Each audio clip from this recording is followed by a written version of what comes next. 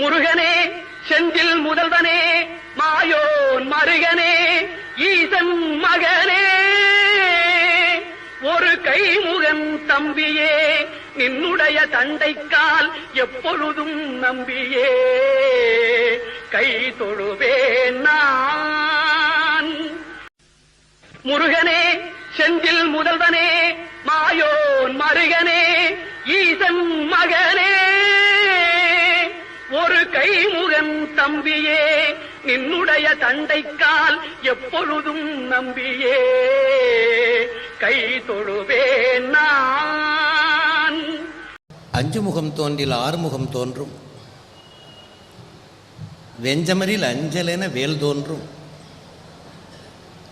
நெஞ்சில் ஒரு கால் நினைக்கின் இருகாலும் தோன்றும் முருகா என்று ஓதுவார்.